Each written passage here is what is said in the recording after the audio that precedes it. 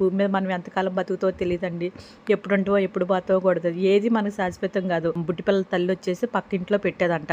ఆమె ఏం చేసేది, పిల్లల్ని తీసుకెళ్ళి వేరే ప్లేస్లో పెడతా ఉండేదంట.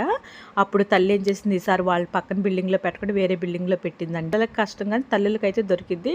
వాళ్ళు అంటే అంత దూరం అయినా వెళ్ళి తెచ్చుకుంటారు కదండి. చిన్నపిల్లలు అంటే వెళ్ళలేరు కదండి.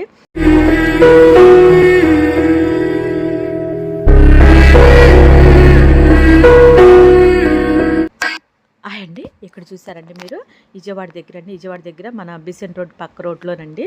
ఆ ఏరియా ఏమని చెప్పాలో నాకైతే తెలియట్లేదండి. నేను అనుకోకుండా అటువైపు వెళ్ళానండి. ఎందుకంటే మన పిల్లలకి మెడిసిన్ వాటి కోసమని నేను వెళ్ళింది కూడా విజయవాడకి. అక్కడ చూడంగానే ఉసురు అనిపించిందండి. మన చెయ్యి ఆగదు కదా. నేను అమ్మటనే పాల ప్యాకెట్లు అవి తీసుకొని వచ్చానండి. కాస్త పాల ప్యాకెట్లు ఎత్తుకున్నా. నేను అటువైపు కొంచెం దూరం తెమ్మన్న తీసుకొచ్చుకోండి అన్నారు అక్కడ వాళ్ళు అడిగితే.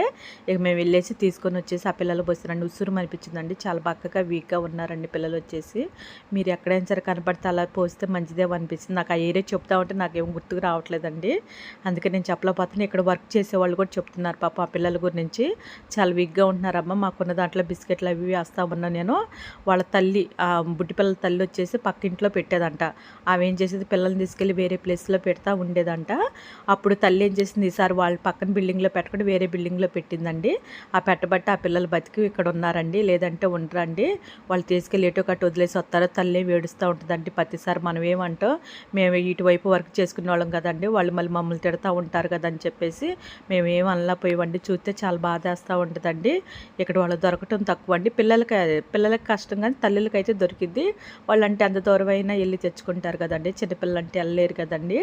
చాలా బాధేసింది నాకు. దయచేసి మీకు ఎక్కడన్నా చుట్టుపక్కల ఏ పిల్లలు కానీ పడ్డా కూడా సరే, మనకు ఉన్న దాంట్లోనండి ఉన్న ఒక 5 రూపాయల బిస్కెట్ ప్యాకెట్ వేసినా చాలండి. పుణ్యం గురించి కూడా కదండి. మన మానవత్వంతో మనం పెట్టాలి అని అనిపిస్తే మనం ఎవరికైనా పెట్టొచ్చండి. మనుషులకే పెట్టాలని రూల్ లేదండి. మూగజీవులకు కూడా పెట్టొచ్చండి. వాళ్ళకి పెడితే మనకి మంచిదేనండి. ఏమో ఒకళ్ళకి మనం కడుపు నింపుతున్నాం అంతే. మనకు లేకపోయినా సరే ఎదుటి మనిషి చూసేలాగా ఉండాలి.